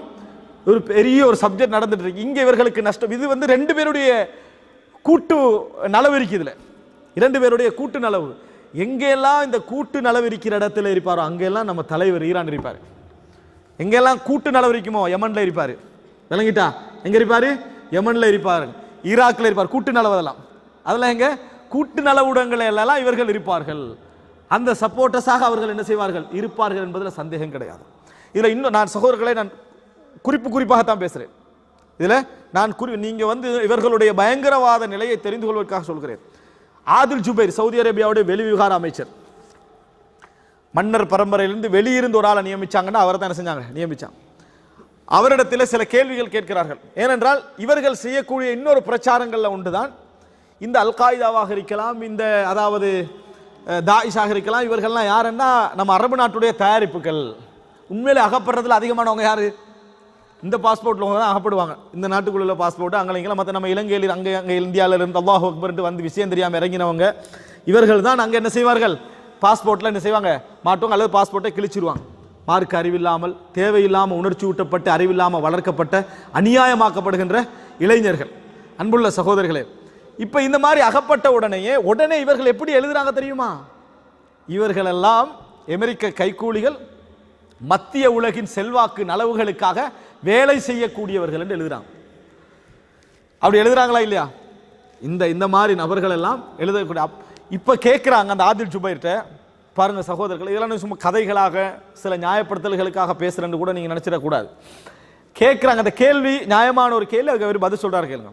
இதெல்லாம் நீங்க ஈரான் பயங்கரவாதம் பண்றீங்க, அதன்றீங்க இதன்றீங்க, ஆனா செய்யற பாஸ்போர்ட்ல எடுத்து பார்த்தா நீங்க தானே செய்றீங்க, அதுல இருக்கிறீங்கன்னு கேட்கிறாரு. அவர் என்ன கேட்கிறான்னு சொன்னா, அப்படியாக இருந்தால் ஏன் நம்ம ஈரான்ல ஒரு பம்சம் வெடிக்கல, இவங்களால ஒரு குண்டு கூட இவர்களால வெடிக்கலையா? அந்த நாட்டில் உண்டாவது வெடிக்கணுமே. நம்ம உருவாக்கியா நம்மளுக்கு பெரிய பிரச்சனை உள்ள நாடு அது, அந்த நாடு தானே. அங்க ஒரு இடமாவது வெடிக்கட்டுமே. ஏன் எல்லாம் நாங்க வெடிச்சு சாகுறோம்? விளங்கிட்டா? நாங்க எங்கட பள்ளிகள் வெடிக்குது, எங்களுடைய இராணுவ தளங்கள் வெடிக்குது, நாங்க இலக்கு வைக்கப்படுறோம், எங்களுடைய பொருளாதாரம் வீழ்ச்சி அடையுது. என்ன காரணம் அது? அப்படி ஒரு கேள்வி கேட்கிறாரு. இதுக்கு பிறகுமா இந்த கேள்விக்கு பின்னணியில் யாருக்காவது பதில் சொல்ல இயலுமா? அப்ப நம்ம என்ன நடக்கிறது என்பதை அவர் கேட்ட ஒரு கேள்வியில் பதில் சொல்ல முடியவில்லை. அவர் கேட்ட ஒரு கேள்வியில் பதில் சொல்ல முடியலை. என்ன அன்னைக்கு இந்த வச்சு பதில் சொல்லி இருக்க வேண்டும். பகிரங்கமாக நடக்கக்கூடிய அவர்களுடைய வெளிவிவகாரத்துறை பேச்சாளர்லாம் உட்கார்ந்துட்டு இருக்கோ நடக்கக்கூடிய விளக்கம் இது சொல்ல முடியல. அப்ப பட்டியல் போட்டு காட்டுறார், ஈரான் செய்த தீவிரவாத உலக ரீதியாக எங்கெங்கெல்லாம் என்னென்ன பயங்கரவாதங்கள் என்ன செஞ்சிருக்கிறது, செய்திருக்கிறது அப்படின்றது. அன்புள்ள சகோதரர்களே, எனவே எங்க 2 நாடுகளுக்கும் நலவு இருக்குமோ அந்த நாட்டில் நடுவர்களாக இவர்கள் வந்து இறங்கி என்ன செய்வாங்க, கூட்டாக இருப்பார்கள் 2 நாட்டுடைய அபிலாசைகளையும் பயன்படுத்திக் கொள்வதற்கு. டொனால்ட் ட்ரம்ப் வந்த உடனேயே கட்டுமையாக பாராட்டி வரவேற்பெல்லாம் கொடுத்தாங்க. இன்னமும் ஹலீஃபாவை வந்தாருங்க, இங்கேயும் கொஞ்சம் ஒரு பாராட்டு கொடுக்க வேண்டியதை நம்ம என்ன வழிகட்டு போய் இருந்தாலும் நம்ம நாட்டுக்குள்ளவர் தான் பாராட்டுலாம் கொடுத்தாங்க. ஏன்? அவருடைய கொள்கை இவங்களுக்கு விளங்கிச்சு, இவர் கொஞ்சம் வியாபாரியா இருக்கிற கம்யூனிஸ்ட் சிந்தனையெல்லாம் கொஞ்சம் இருக்கிற மாதிரி இருக்குதே அப்படின்னு நினைச்சாங்க. ஆனால் ஆதில் ஜுபைர் போய் எல்லாம் பேசி 10 வருஷத்துக்கு நீடிச்சுட்டு வந்துட்டார். அந்த தண்டனையை முற்றுகை, இந்த அதாவது பொருளாதார தடையை நீடிச்சு வந்துட்டார். இப்போ உடனே என்ன அறிவிச்சுக்கிறாங்கன்னு சொன்னால், நாங்கள் இது அவர் ரத்து செய்யறதுக்கான எந்த ரைட்டும் இல்லை, நாங்கள் அணு தயாரிப்பில் ஈடுபடுவோம்ட்டாங்க. சரியா? எல்லாம் ஒரு நாடகம். விளங்கிட்டா? இப்போ நான் என்ன கேட்குறேன்னா, இந்த பகுதி எதையும் விட்டு இப்பொழுது முஸ்லீம் சமுதாயத்தில் நடக்கக்கூடியதில் மிகப்பெரிய பங்காளராக இருக்கிற இவங்க தான் நம்ம பார்க்குறோம். சதாம் ஹுசைன் தூக்கிலிடப்பட்ட நாள் அது ஹஜ்ஜி பெருநாள். ஹஜ்ஜி பெருநாள் நம்ம எல்லாரும் உலகமே கவலையில் இருக்குது. சரி பிள்ளை அவர் நல்ல ஆட்சியாளராக கெட்ட ஆட்சியாளர் ரெண்டாவது. ஆனால் இன்னொரு நாட்டுக்குள்ளே பூந்து அந்த நாட்டு ஜனாதிபதியை மரண தண்டனை கொடுக்குற நேரத்தில் எந்த ஒருவருடைய மனசு என்ன செய்யும், கொஞ்சம் கவலைப்படத்தான் செய்யும். அந்த டைமில் சந்தோஷமாக கொண்டாடின ஒரே நாடு இது ஈரான். சந்தோஷமாக கொண்டாடின ஒரே நாடு. நம்ம சேனல் எல்லாத்துலேயும் பார்த்து நம்ம ஒளிபரப்பில் கொண்டு போய் தாங்க அவங்க ஒளிபரப்பின பிரஸ் டிவியில் நம்ம கண் முன்னாலே செய்தோம், எல்லாரும் பார்த்தோம். அப்போ இந்த மாதிரியான ஒரு கோர முகத்தை கொண்டவர்களை நாங்கள் என்ன நினைக்கிறோம் அப்படி என்று சொன்னால், ஒரு வார்த்தை எழுதாத சஞ்சிகைகளாக நம்ம சஞ்சிகைகள் இருந்து கொண்டிருப்பதை பார்க்கிறோம். இதில் மிகப்பெரிய கவலையான ஒரு விஷயம், சஞ்சிகை நம்ம நாட்டில் வெளிவரக்கூடிய தமிழ் சஞ்சிகைகளை இரண்டாக வகைப்படுத்தலாம். ஒன்று அவர்களது கொள்கையை பிரதிபலிக்கின்ற அமைப்பில், அவர்களுடைய இயக்கத்தை பிரதிபலிக்கிற அமைப்புன்ற வருகிற சஞ்சிகள். சரி, அவர்களுக்கு அதில் ரைட் இருக்குன்னு சொல்லலாம். ஏன்னா அவங்க அது சரியோ பிள்ளையோ அவர்கள் அதை எழுதுது ரைட். ஆனால் சில நேரத்தில் சில மக்களுடைய முயற்சியின் காரணமாக தினசரி சஞ்சிகைகள் சில சஞ்சிகைகள் என்ன செய்யும் உருவாகும். அல்லது வாராந்த சஞ்சிகைகள் கவர்மெண்டால் நடத்தக்கூடிய அல்லது எல்லாருக்கும் பொதுவாக வார சஞ்சிகைகள். அதிலே நம்ம கொஞ்சம் பேர் தூங்கிட்டு இருக்கிறது தானே, அதனால் அவங்க போயிடுவாங்க. போய் அது இஸ்லாமிய பக்கத்தில் என்ன வேலை செய்கிறாங்கண்டா, இதுதான் வேலை செய்கிறது. என்ன செய்கிறது, இந்த கருத்தை அப்படியே டிரான்ஸ்லேட் பண்ணி திணிக்கிறது. பெரிய படமடை போடுறது, போட்டு யமனில் சவுதி அரேபியாவின் அட்டகாசம், நமக்கு எங்கே நம்ம நாட்டில் எங்கெங்கே என்ன நடக்குதுன்னு தெரியாதே, அதனால் பார்த்துட்டு இவ்வளோ கொடுமைக்காரன் ஆகிக்கிறானே அப்படின்னு நம்ம நினைக்கிறதுங்க. இந்த மாதிரியான ஃபோட்டோக்களை போட்டு பகிரங்கமாக எழுதினார்கள். பகிரங்கமாக என்ன செய்தார்கள், எழுதினார்கள் என்றதை பாருங்க. எதை எடுத்தாலும் ஒரு காழ்ப்புணர்வோடு நடந்து கொள்வதை பார்க்கிறோம். அதனால் அந்த மாதிரி சகோதரர்கள்ட்ட எங்களோட பணிவான வேண்டுகோள் என்ன தெரியுமா, நீங்கள் சவுதி ஆதரியுங்கள் என்று சொல்லலை, விமர்சிங்க. முழு ரைட் இருக்கு. நீங்கள் ஹலீஃபாவை விமர்சிக்கவும் இல்லை, நபித்தோழர்களை விமர்சிக்கவும் இல்லை, குர்ஆனை விமர்சிக்கவும் இல்லை, ஹதீஸை விமர்சிக்கவும் இல்லை. நீங்கள் ஒரு நாட்டை விமர்சிக்கிறீங்க. உங்களோட பார்வையில் அது விமர்சனமாக சரியாக இருந்தால் எழுதுங்க, பிரச்சனை இல்லை. உங்களுக்கு அது நிறையாப்பட்டால் எழுதுங்க. ஆனால் அதோடு சேர்த்து அவங்களையும் பாருங்க. யாரே நீங்கள் இன்னொருவருடைய எஜெண்டாவில் உள்ளவர்களாக நீங்கள் செயல்பட வேண்டாம். ஈரானுக்கு நீங்கள் என்ன நியாயம் வழங்குறீங்கன்னு எழுதுங்க. ஈரானை நீங்கள் இங்கே வந்து மார்க்கெட் பண்ணுறதுடைய அர்த்தம் என்ன? இந்த நாட்டில் மார்க்கெட் பண்ணுறாங்க. வன்முறை அணுகுமுறை இல்லை என்று சொன்னால் அவர்களெல்லாம் நம்ம பகிரங்கமாக அடையாளப்படுத்தலாம். பேச்சுவார்த்தை அணுகுமுறை இருப்பதனால சொல்கிற அன்புள்ள சகோதரர், இந்த நாட்டில் வந்துட்டு மார்க்கெட் பண்ணி கிடைக்கிறீங்க, என்ன லாபத்தை நீங்கள் அடைய போறீங்க? அதனால நமது நாட்டு மக்கள் ஈரானில் போய் இறங்க சொல்றீங்களா, அல்லது இவர்களால் நம்ம நாட்டுக்கு பெரிய வளம் என்று சொல்றீங்களா, அல்லது அந்த கொள்கை சரி என்று சொல்றீங்களா, அல்லது இவர்கள் விடுதலை தேடி தர போறான்னு சொல்றீங்களா? எதை சொல்றீங்க? அந்த மக்களுக்கு என்ன சொல்றீங்க? என்ன தேவை, என்ன தேவைக்காக சொல்றீங்க? அன்புள்ள சகோதரர்களே, இது ஒரு பெரிய ஒரு மோசமான. இதுலையும் நீங்க பார்க்கலாம், இந்த நாட்டில் ஏதாவது பொருளாதார வீழ்ச்சி வந்தோன்னு முதலாக சந்தோஷப்படுறவங்க முஸ்லீம் ஆகிக்கிறத கவலையா இருக்குது. முட்டிஞ்சுது சவுதி, அவ்வளவுதான்றான் ஒரு ஆள். எப்படி முட்டிஞ்சுது? அவ்வளவுதான். 2030 ஒரு நாடகம், 2030 ஒரு நாடகம் இப்படி சொல்றாங்க. இப்போ நீ வந்து சந்தோஷப்படுறதுல என்ன என்ன இருக்குது? 2030 சவுதி உனக்கு சந்தோஷம், இப்போ இதில் என்ன இருக்குது? உனக்கு மறுமையில் நன்மையா, அல்லது இந்த உலகத்தில் நன்மையா, அல்லது யகூதிகளோட ஆட்சி முடிய போகிற சந்தோஷமா, என்னதை நீ சொல்ல வாரா என்றது விளங்கலை. என்னதை சொல்ல, அல்லது ஒருவேளை இவங்க அணு ஆயுதம் தயாரித்து அமெரிக்கா கடிதமெல்லாம் எழுதலையே, சவாலுடைய அதனாலயா? அன்புள்ள சகோதரர்களை, அணு ஆயுதம் தயாரிப்பதை விட்டு சில முக்கியமான வல்லரசு நாடுகளை தூரமாக இருப்பதனுடைய பாதிப்புகளை நாங்கள் காணலை, அவங்க கண்டாங்க. அந்த பாதிப்புகளால் இந்த உலகம் செதர்னத்தை கண்டாங்க, இன்று வரைக்கும் அனுபவிக்கிறத கண்டாங்க. ஜப்பானுடைய பொருளாதாரம் எங்கே இருக்குன்னு எங்களுக்கு தெரியும், அவட வல்ல. ஆனால் நேரடியாக பாதிப்பை கண்ட நாடு அது, தானே தலையிட்டு தானே அனுபவிச்ச நாடு. உலகத்துக்கு சண்டித்தனம் காட்ட போய் தானே அனுபவிச்ச நாடு அது. அதோட தலை குனிஞ்சது தான். என்ன தலை குனிவது? கௌரவமான தலை குனிவு. நீ வேண்டிய நான் இதுக்கு வரலை, என்னட்ட இராணுவம் எனக்கு வேணாம் அப்படி என்று சொல்ற நிலை அளவுக்கு வந்தது. அன்புள்ள சகோதரர்களே, எதை எடுத்தாலும் அநியாயமான முறையில் பேசக்கூடிய நிலையை பார்க்கலாம். இன்னொரு நாட்டு பர்மா, பர்மா சம்பந்தம் இப்போ இன்றைக்கு எவ்வளோ பெரிய கொடுமை நடந்துட்டு அரக்கான். இதில் மிகப்பெரிய ஒரு வேதனையான ஒரு நிகழ்வு என்ன தெரியுமா? அரக்கான் பர்மாவுடைய அந்த நாட்டு மக்கள் முஸ்லீம்கள் எங்களை பார்க்கவில்லையே என்று கவலைப்படுறதுக்கு ஒரு நியாயமான காரணம் இருக்கலாம். இப்போ அவங்க எப்படி கவலைப்பட வேண்டியிருக்கு தெரியுமா? ஹலபுல பெரிய அநியாயம் நடக்கும், அதனால முஸ்லீம்கள் அங்கே பார்த்து கண்டிக்கிறாங்க. இனி எங்களுக்கு என்ன செய்யலாது, அவர்களுக்கு எதுவும் சொல்ல முடியாது, நாங்கள் அடிபடத்தான் வேண்டும் என்கின்ற நிலைமையில் இப்போ என்ன செய்யுது, அரக்காண்டு இருந்து கண்டிருக்குது.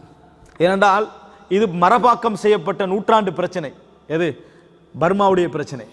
ஆனால் ஹலப் இப்போ நடக்கிற பிரச்சனை. அதனால் ஹலபை தான் பார்க்கணும். நாங்கள் அடிபட்டு மரணிப்போம் என்கின்ற லெவலில் அவர்களுடைய லைஃப் என்ன செய்யுது, போய்கொண்டிருக்குது. அவ்வளோ வேதனையான அதாவது 2009-10 இருந்து நடந்து கொண்டிருக்குது. கொஞ்சம் கொஞ்சம் கொஞ்சம் கொஞ்சமாக அந்த இனப்படுகொலை நடந்துட்டு வருது. ஏன் இனப்படுகொலை அவ்வளோ பயங்கரமாக இனப்படுகொலை செய்வதற்கான காரணம் என்ன தெரியுமா? நீங்கள் நினைக்க வேணாம், அப்படி செய்கிறதுல அவங்களுக்கு ஒரு மகிழ்ச்சின்னு சொல்லி, மகிழ்ச்சி 4-5 பேருக்கு இருக்கலாம், வெறி உள்ளவர்கள், அதெல்லாம் நோக்கம். செய்தி பரவணும், பயங்கரம் ஏற்படணும். தாத்தாரியர்களுடைய அணுகுமுறை அதுதான். போகிற நேரத்தில் பயங்கரம் ஏற்படணும். தாத்தாரியர்கள் ஒரு ஏரியா பிடிச்சாங்கன்னா என்ன செய்வாங்க, டோட்டல் பெண்களை அடிமைப்படுத்த அந்த நாட்டுக்கு கடத்துவாங்க. டோட்டல் ஆண்களை ஒரு இடத்துக்கு வர சொல்லி எரிப்பார்கள். அந்த ஊரே பத்தி எரியும், ஊரை விட்டு போயிடுவாங்க. இவ்வளவுதான் அவங்களது. இந்த செய்தி கேள்விப்பட்டா எப்படி இருக்கும் அடுத்த நாட்டுக்கு? இதுதான் அணுகுமுறை. இந்த மாதிரி கொட்டுமை செய்தால் திருப்பி இந்த நாட்டில் வாழணும் யாரும் நினைக்க கூடாது. இஸ்ரேலிய கொடுமையெல்லாம் தலைகீழாக மிஞ்சி போய்கின்றது. இஸ்ரேலிய கொடுமையெல்லாம் தலைகீழாக மிஞ்சி போய்கொண்டிருக்கக்கூடிய கொடுமை இது. ஆனால் அதை எழுத யாரும் இல்லை. பலஸ்தீனில் பாதிக்கப்பட்டால் மட்டும்தான் பாதிப்பு. பலஸ்தீனில் பாதிக்கப்பட்டால் மட்டும்தான் பாதிப்பு. மற்றவங்களாம் முஸ்லீம்கள் இல்லையா? மற்றவர்கள்லாம் முஸ்லீம்கள் இல்லை, எல்லாருமே பாதிப்பு. எல்லாரும் வேதனைப்பட வேண்டும். எல்லாருக்கும் ஒரே நாட்டை குற்றச்சாட்ட வேண்டாம். நீங்கள் அந்த நாட்டையும் சேர்த்து இந்த நாட்டையும் குற்றம் சாட்டுங்க. அந்த நாட்டை சேர்த்துக்கங்க, அதுலேருந்து விடுதலை பெற சொல்ல. அது எந்த இதுவும் இல்லை. அவர்களையும் சேர்த்துக் கொள்ளுங்கள். ஏன் சேர்க்க முடியல, என்ன காரணம்? ரைட். இப்போ அங்கே ஒரு விஷயம் நான் உங்களுக்கு விளங்கப்படுத்துகிறேன். வரலாறு தெரியாத நேரத்தில் நம்ம என்ன சொல்லுவோம், இவ்வளோ கொடுமை நடக்குது, சவுதி தலை போடலை, எங்க மியான்மரில் தலை போடலையாண்டு. உங்களுக்கு தெரியும், கிங் ஃபைசலுடைய ஆட்சி காலத்தில் பர்மாவில் பெரிய கொடுமை நடந்த நேரத்தில் இந்த நாடு திறந்து விடப்பட்டது, வாங்க இங்கேன்னு சொல்லி. எவ்வளோ பேர் என்ன செய்யலாம், வரலாம். இன்றைக்கு மக்காவுடைய சனத்தொகையில் பர்மா மக்கள் 15%. 15% மக்கள். இப்படி ஈரானுக்கு ஏதாவது கேள்விப்பட்டிருக்கிறீங்களா? அதெல்லாம் ஒரு நடிப்பு. பர்மாலேருந்து ஆக்களை கொண்டு வந்ததெல்லாம் ஒரு நடிப்புன்னு முடிச்சிருவாங்க. ஆனால் ஈரானுக்கு எதுவும் கேள்விப்படலையே, அதுக்கு ஏதாவது பிளான் இருக்கும். இது மூளை உள்ளவண்ட வேலையா அல்லது நோக்கம் உள்ளவண்ட வேலையா? இந்த பதில் கண் முன்னால் நம்ம கண்டுகொள்கிறோம். பர்மா மக்களுக்கான கதவு அங்கே என்றைக்கும் அவன் திறந்ததில்லை, என்றைக்கும் திறந்தது கிடையாது. ஈரானுக்கு போனவர்களிடத்தில் நீங்கள் விசாரியுங்கள். தலைநகரில் யூதர்களுக்கான மத ஆலயம் உண்டு, அஹ்லு சுன்னாவுக்கு ஒரு பள்ளி இல்லை. தலைநகரில் யூதர்களுக்கான வணக்கஸ்தலம் உண்டு, முஸ்லிம்களுக்கான ஒரு பள்ளி இல்லை. முடிஞ்சா நிரூபிக்க சொல்லுங்க, கட்டவும் முடியாது. அஹ்லு சுன்னா வல் ஜமாத்துக்கான ஒரு பள்ளி கூட இல்லை. எப்படி நமது நாடுகளில் சிறுபான்மைக்காக பல அமைப்புகள் போராடி கொண்டிருக்கின்றனவோ, அதுபோல அஹ்லு சுன்னாவுக்காக பல அமைப்புகள் அங்கே என்ன செய்யுது, போராடி கொண்டிருக்கக்கூடிய ஒரு நிலைமையை நாம் என்ன செய்கிறோம், பார்க்கிறோம். என்ன காரணம்? அஸ்பஹான் என்ற ஒரு மாநிலம், ஈரானது மாநிலம். அதிலே பல்லாயிரக்கணக்கான யூதர்கள் இருக்கிறார்கள். பல்லாயிரக்கணக்கான யூதர்கள் இருக்கிறார்கள். அங்குள்ள யூதர்கள் இருந்து பலர் இடம்பெயர்ந்து எங்க போறாங்க, இஸ்ரேலுக்கு போறாங்க. அதனால இஸ்ரேலுக்கும் ஈரானுக்கும் இடையில் உறவு உண்டு. அங்க யூதர்கள் இருக்கிற நாடு அது, யூதர்கள் இருக்கிற நாடு அது. இங்க யூத ஒரு பாஸ்போர்ட்ல யாரா இங்க வரலாமா? வர முடியாது. அதுக்கு என்ன பேர் வச்சிருப்பாங்க? நடிப்பு. அதுக்கு என்ன பேர்? நடிப்பு.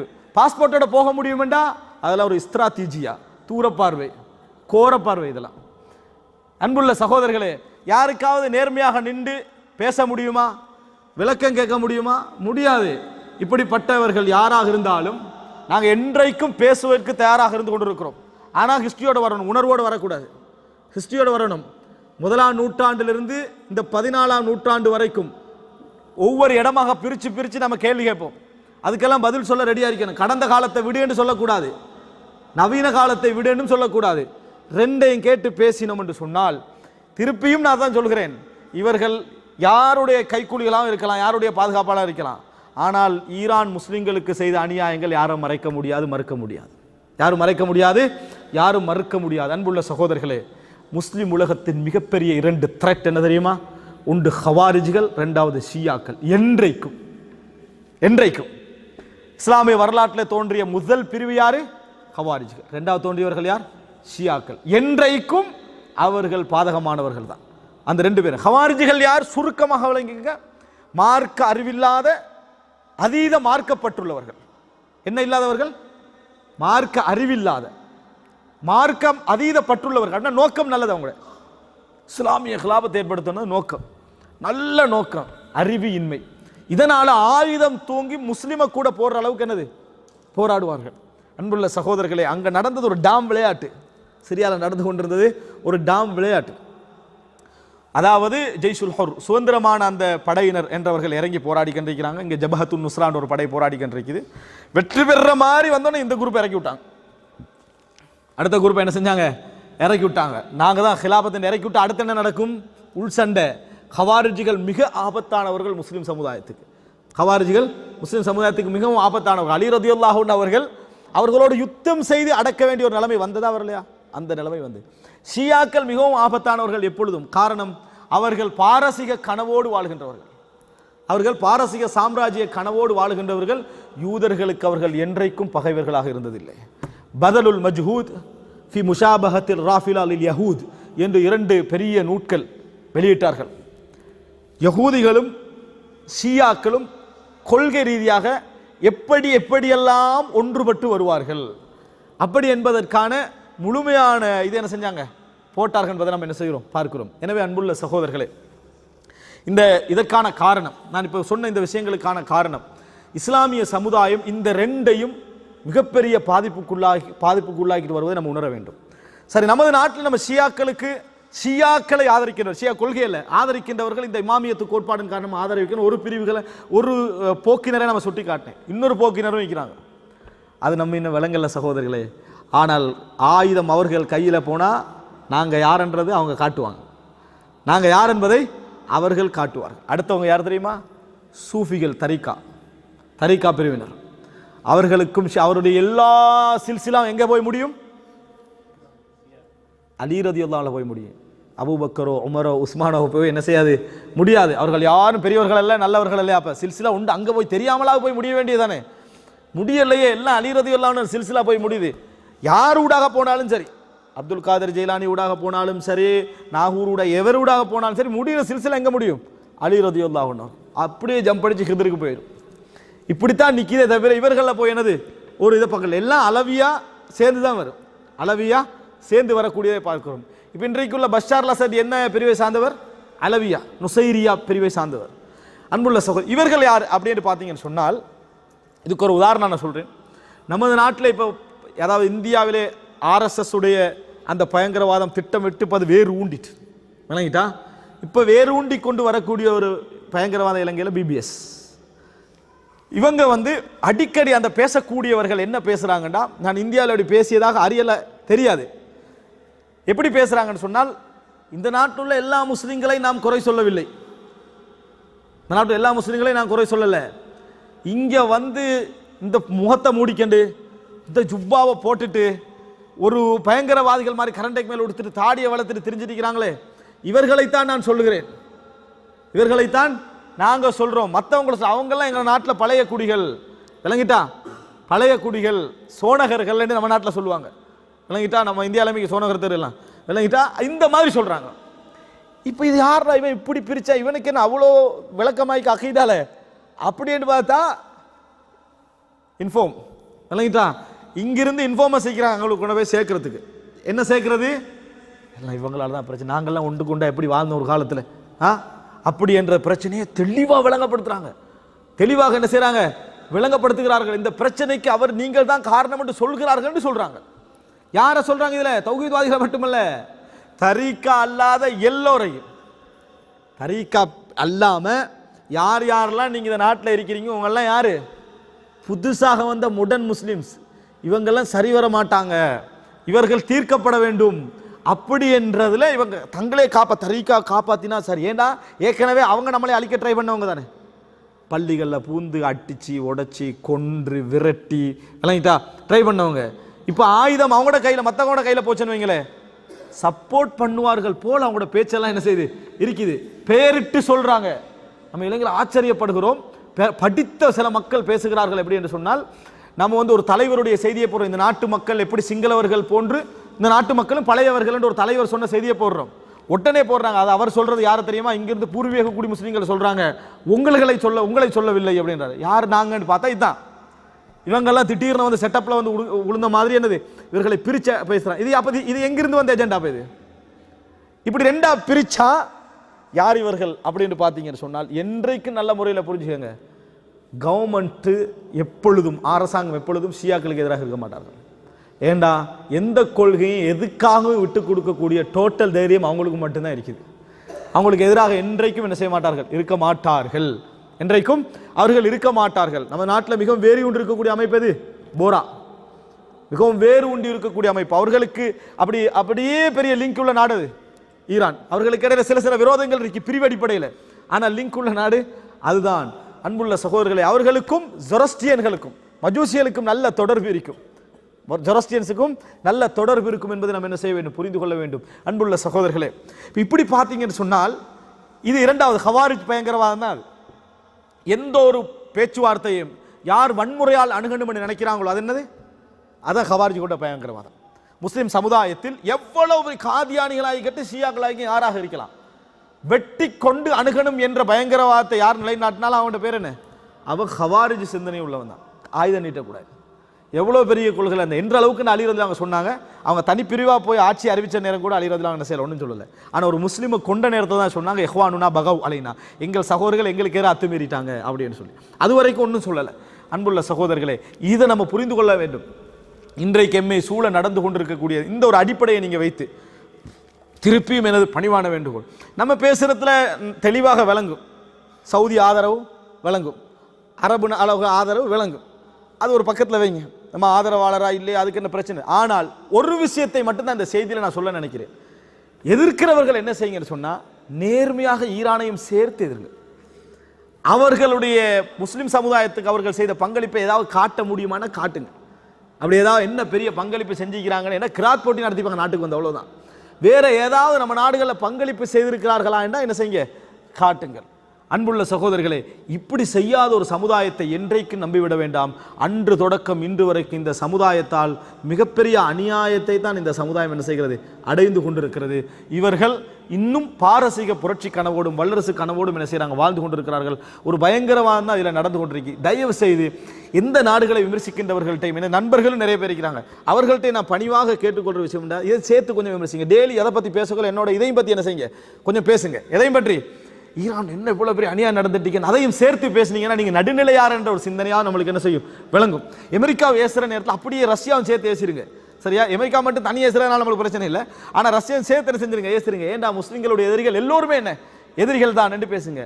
அப்படி பேசாத விடத்தில் நீங்கள் ஏதோ ஒரு சிந்தனை போக்கால் கவரப்பட்டவர்கள், தவறான முறையில் வழிநடத்தப்பட்டவர்கள் என்பதான் அர்த்தமே தவிர உங்களிடத்தில் எந்த நீதியும் என்ன செய்ய முடியாது, எதிர்பார்க்க முடியாது. நமது சகோதரர்கள் என்ன செய்யணும்டா, எதை எடுத்தாலும் பொதுவான விஷயங்களில் பேசுகிற நேரத்தில் ஒரு பெரிய பெரிய அழிவுக்கு நம்ம காரணமானவர்களாக மாறிவிடக்கூடாது. இறுதியான ஒரு விஷயத்தை நான் சொல்லிக்கொள்ளாமல் நினைக்கிறேன். அன்புள்ள சகோதரர்களே, ஹலபு மட்டுமல்ல, இந்த பர்மா போன்ற இடங்களில் நடக்கக்கூடிய கொடூரங்கள், அது அல்லாமல் ஏற்கனவே வளமையாக நடந்து கொண்டிருக்கக்கூடிய பலஸ்தீன், காஷ்மீர் போன்ற நாடுகளுடைய இந்த பயங்கரமான நிலைகளுக்கு நம்மளால் பங்களிப்பு செய்ய முடியாதா என்ற பெரிய கேள்வி நம்மிடத்தில் என்ன செய்து இருக்குது. நிச்சயமாக நம்ம உடல் ரீதியாக நம்மளால் பங்களிப்பு செய்ய முடியாது என்பதை நம்ம உணர்ந்திருக்கிறோம். அதனால் பங்களிப்பு செய்ய முடியாது என்பதை உணர்ந்திருக்கிறோம். அதுக்கு நான் பல காரணங்களை விரிவாக ஒரு உரையில் சென்ற வாரம் நான் விளங்கப்படுத்தியிருந்தேன். அதில் முதலாவது காரணம், நம்மளால் போக முடியாது. அந்த இடங்களுக்கு போவதற்கான சட்டப்பூர்வமான எந்த அனுமதியும் இல்லை, அதுக்கான ரூட்டுகளும் இல்லை. சட்டப்பூர்வமற்ற முறையில் நம்ம போனோம் என்று சொன்னால் நம்ம ரெண்டு விளைவுகளை ஏற்படுத்துகிறோம். ஒன்று, நம்ம நாட்டிலே வாழக்கூடிய முஸ்லீம்களுக்கு ஒரு பெரிய பாதிப்பை ஏற்படுத்தி விட்டு என்ன செய்கிறோம் சொல்கிறோம். யாரோ ஒரு நாட்டில் உள்ள முஸ்லீம்களை காப்பாற்றுவதற்காக சொந்த நாட்டு முஸ்லீம்களுக்கு ஒரு பெரிய ஒரு பயங்கரவாத பேரை எடுத்து கொடுத்துட்டு சொல்கிறோம். இது நல்ல ஒரு நிலை அல்ல. என்ற அளவுக்கு நம்ம பாதுகாப்பை ஏற்படுத்த தான் நம்ம நாட்டுக்கு பார்க்கணும். மூன்றாவது, அதனால் ஏற்படக்கூடிய இன்னொரு பாதிப்பு என்னென்னு சொன்னால், நம்ம போகிற இடத்துல அங்கே உள்ளவர்களே உதவி செய்து கொள்ள முடியாத நிலைமையில் அவங்க வாழ்ந்து கண்டிக்கிறாங்க. அந்த நாட்டில் பர்மாவில் பிரச்சனைக்கு நம்ம போய் இறங்கினோன்னு வைங்களேன், அங்கே உள்ள முஸ்லீம்கள் பர்மாவில் சிட்டியில் முஸ்லீம்கள் இருக்கிறாங்களா இல்லையா, ராங்கூனில் இருக்கிறாங்க, அவங்களுக்கு அரக்கானில் போய் ஹெல்ப் பண்ண முடியாத நிலைமையில தான் அவங்க இருந்து கண்டிருக்கிறாங்க. அப்படி அவர்களுடைய நிலை இருக்கும்போது நாங்கள் அங்கே போய் என்ன செய்ய முடியாது, எதுவும் செய்ய முடியாது என்பது வெள்ளிடை மலை. அப்படியே நம்ம அங்கே போவதாக இருந்தால் அங்கே போகாமல் நமது நாட்டில் நடக்கக்கூடிய அநியாயத்துக்கு போகிறதுக்கு 1000 இடம் என்ன செய்யுது எங்களுக்கு இருந்து கொண்டு இருக்கிறது. அதனால் இது ஒரு விஷயம். அடுத்து, அவர்கள் 4வது உதவி கேட்பதெல்லாம் யார்கிட்ட உதவி கேட்குறாங்க, தனிப்பட்ட மக்கள்கிட்ட, உலகத்திலே உள்ள நிறுவனங்கள்கிட்ட, பொது நிறுவனங்கள், முஸ்லீம் அல்லாத நிறுவனங்களாக இருந்தாலும் சரி, இஸ்லாமிய நாடுகள் அல்ல முஸ்லீம் நாடுகளாக இருக்கக்கூடிய நாடுகள் தான் எங்களுக்கு உதவி செய்யுங்க என்று சத்தம் போடுறது அவங்க அந்த நாடுகளை பார்த்து தான். எனவே அந்த நாடுகளுடைய பங்களிப்பு தான் இதில் மிக முக்கியமான ஒரு பகுதி என்பதை நாங்கள் புரிந்து கொள்ள வேண்டும். அவர்களுக்காக அவர்களுடைய மனசு மாற அவர்கள் இதில் போய் களமிறங்க தைரியமாக, பாத்தில் உள்ளவர்கள் எப்படி களமிறங்குகிறார்களோ அதே போல் ஹக்கில் உள்ளவர்கள் என்னது தைரியமாக களமிறங்க அவர்களுக்கு உறுதி கொடுக்க வேண்டும் என்ற பிரார்த்தனைகள் நம்ம என்ன செய்யணும். இது ஒரு பகுதி. இரண்டாவது விஷயம் என்னன்னு சொன்னால், எங்களை பல சகோதரர்களை நான் கண்டிருக்கிறேன், எங்களுக்கும் வரக்கூடிய ஒரு உணர்வு தான்.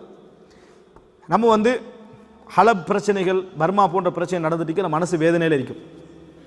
இந்த டைமில் நம்ம ஒரு வலிமா போயிருப்போம், நல்ல சாப்பாடுக்கு போயிருப்போம்.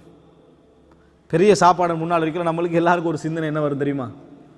இப்படி தின்ற உண்மையாக ஒரு மன உணர்வு வரும். எப்படி தின்றதுன்னு நினைவு வந்தால் கூட அது நியாயம். எங்கேயாவது ஒரு ஃபோட்டோ வந்துட்டு வைங்களேன், அந்த டைமில் ஒரு பெரிய சகனை வச்சு தின்ற மாதிரி மனுஷன்லாம் இவெல்லாம் ஹலபில் எவ்வளோ பிரச்சனை நடக்குது, பர்மாவில் எவ்வளோ பிரச்சனை நடக்குது, இவங்க இப்படி தின்னுட்டிக்கிறான், இவரும் தின்னத்தான் செய்கிறாரு. அப்படி சொல்கிறத பார்க்குறோம். எந்த சாப்பாட்டையும் நீங்கள் தவிர்த்து கொள்ள தேவையில்லை.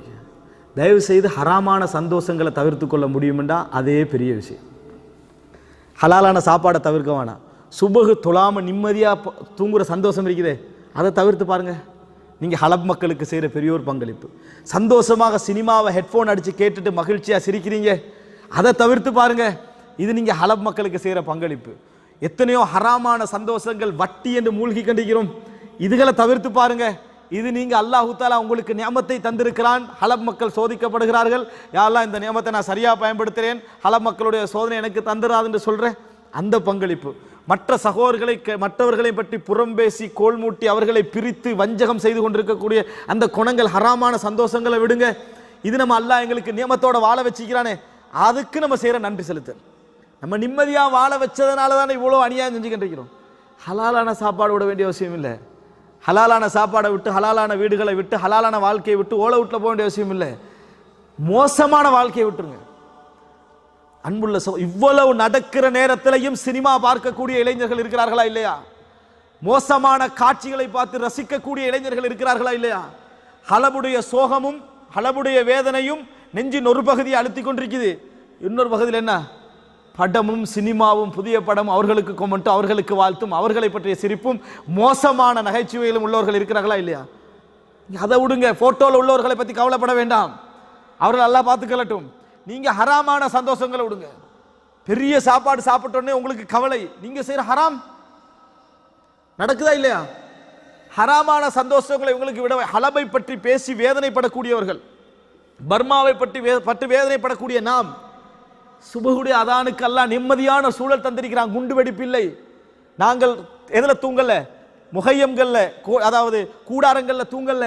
எங்களுக்கு போத்துவதற்கு எது சீட்டுகள் எல்லாம் இல்லாம இல்லை, எல்லாம் நிம்மதியா இருக்கிறோம். எங்களுக்கு எழும்ப முடியவில்லை. அவர்கள் கொடுமைப்பட்டிருக்கப்பட்டு வேதனைப்படுறோம் என்று சொன்னால் எங்களுக்கு ஏன் எழும்பி ஒரு இடம் போய் தொழ முடியவில்லை? எத்தனை பேர் அவர்களுக்காகவாவது எழும்பி தஹஜ்ஜத்துல நம்ம தொழுது அழுவோம் என்று நினைத்திருக்கிறோம். இன்னும் யோசிக்க நிற்கிறாங்க, இன்றை செய்வோம் நாளைக்கு செய்வோம் என்று. எழும்ப முடியவில்லை. இப்படி இருக்கிற நேரத்தில் அல்லாஹ்வுடைய ஜிஹாத் என்ற ஒரு பகுதி எமது மீது கடமையாக்கப்படுகின்ற ஒரு நிலைமை வந்தால் எங்களோட உறுதி எப்படி இருக்கும்? எங்களோட கொடுமைகளுக்கு முன்னால் எங்களது நிலை எப்படி இருக்கும்? நினைத்து பாருங்கள். எல்லாரும் சோதனைகளின் பொழுது கேட்ட துவா என்ன தெரியுமா? ஃபிர்அவுன் மூசா அலைஹிஸ்ஸலாமும் பலகீனமாக இருக்கிற நிலையில, மூசாவுடைய சமுதாயமும் பலகீனமாக இருக்கிற நிலையில வெட்ட போறேன்னு சொல்றான். உங்களது வலது கையையும் இடது காலை நான் வெட்ட போகிறேன் அப்படி என்று சொல்ற நேரத்தில் எதுவும் செய்ய முடியல. உலகத்தில் எந்த அரசும் இல்லை, மூசா அலைஹிஸ்ஸலாத்துக்கு ஆயுத பலம் இல்லை.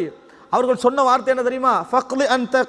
ஃபக்லி அன்த மகால், நீ என்ன தீர்ப்பு சொல்ல போறியோ அதை சொல்லிவிடு. இன்னமா தக்லி ஹாதிஹில் ஹயாத்து துன்யா, நீ இந்த உலகத்துல தான் தீர்ப்பு சொல்ல போறாய். இன்னொரு இடத்துல சொல்றாங்க, நீ எங்களை தண்டிப்பதெல்லாம் நம்ம ஈமான் கொண்டதற்காகத்தானே. ரப்பனா அஃப்ரிக் அலைனா சப்ரன் வதவஃபனா முஸ்லிமீன். அவங்க சொன்ன வார்த்தை ரப்பனா அஃப்ரிக் அலைனா சப்ரன், யா அல்லாஹ் பொறுமையை எங்கள் மீது கொட்டுவாயாக. சாதாரண சோதனை அல்ல சகோதரர்களே. காய்ச்சலுக்கும் தலைவலிக்குமே துடிச்சு போற நம்ம, ஒரு சாதாரண நஷ்டங்களுக்கு துடித்து போகின்ற நாங்கள், ஒரு சாதாரண இன்பத்தை விடுவதற்கு துடித்து போகின்ற நாங்கள், ஆயுதங்களுக்கு முன்னால், உறைகின்ற பணிகளுக்கு முன்னால், அந்த கூடாரங்கள்ல தனியே நிறுத்தப்பட்டு கூடாரத்துக்கு மேல பாதுகாப்பு இல்லாமல் இருந்த நேரத்தில் எப்படி சோதனை இருக்கும்? அதனால தான் அந்த துஆ, ரப்பனா அஃப்ரிக் அலைனா சப்ரா, பொறுமையை கொட்டுவாயாக, வதவஃபனா முஸ்லிமீன், முஸ்லிம்களாக எங்களை மௌத்தாக்கி. எப்படி மௌத்தாகணும்? முஸ்லிம்களாக மௌத்தாகணும். யுத்த களத்திலும் சொன்னார்கள், இந்த இடத்திலையும் சொன்னாங்க. அப்ப நம்ம கவலைப்படுகிறோம், வேதனைப்படுகிறோம் என்ற சாதாரண ஹராமான ஒரு இன்பத்தை விடுவதற்கு நாங்கள் தயாராக இல்லை. சாதாரண ஒரு ஹராமான ஒரு சினிமாவை விடுறதுக்கு நம்ம தயாராக இல்லை. இப்படி இருக்கிற நேரத்தில் இந்த மாதிரி ஹலாலை விட சொல்லி யார் சொன்னது? ஹலாலை விட சொல்லல, ஹராம விட்டாலே நாங்கள் அல்லாஹ்விடத்தில் என்னது நியமத்துக்கு நன்றி செலுத்தியவர்களாக ஆகுவோம். என்னதான் சொல்லிட்டாலும் அடுத்த செகண்ட் அந்த பக்கம் போறாங்க. அடுத்த செகண்ட் தன் குழந்தைகளுக்கு ஹராமான விஷயங்கள் என்ன செய்ய ஈடுபடுத்துறாங்க.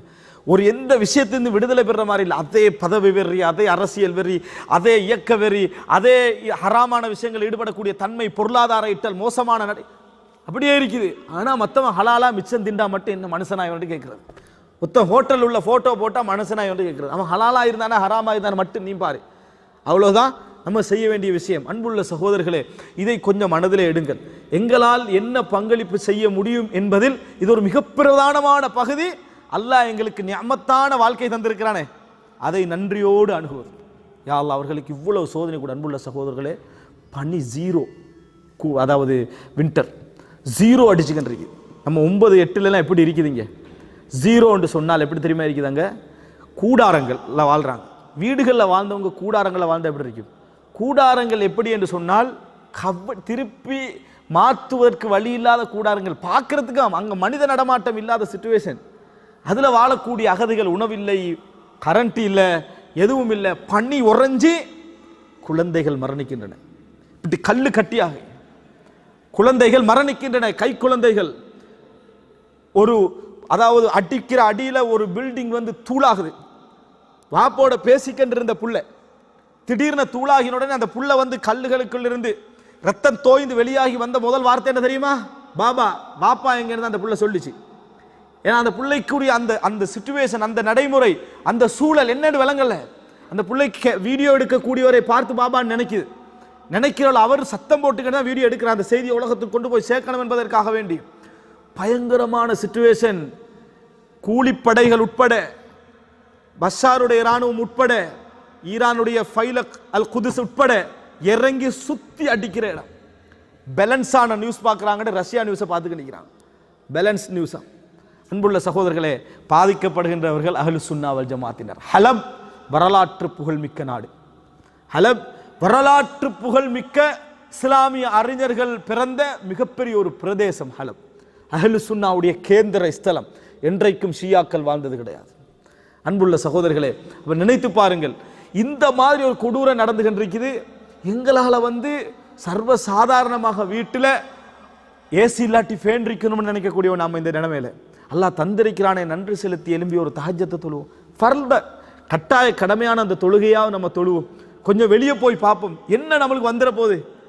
முடியவில்லை என்று சொன்னால் போய் பங்களிப்ப. ரெண்டாவது யோசிங்க, இந்த குளிரில் சுபகுக்கு நம்மளால் போய் அல்லாஹுக்கு அவர்களிடத்தில் அல்லாஹ்வுக்கு துவா கேட்க முடியும் என்றால், அதாவது 2 சொட்டு கண்ணீர் வடிக்கிற நேரத்தில் நீங்கள் எப்படி கண்ணீர் வடித்து சொல்லுங்க தெரியுமா? யா அல்லாஹ், எனக்கு இதுக்கு தீர்வு காண எனது பங்களிப்புன்னு இந்த உலகத்தில் இருந்தால் எனக்கு தெரியப்படுத்தது. நிச்சயமாக நான் ஒரு பங்காளியாக என்ன செய்வேன், இருப்பேன். ரசூல் ஸல்லல்லாஹு அலைஹி வஸல்லம் சொன்னாங்க, மல்லம் யக்ஸு வலம் யுஹத்திஸ் நஃப்ஸஹு பில் கஸ்பி மா தஅலா ஷுபத்தின் மினன் நிஃபாக். யார்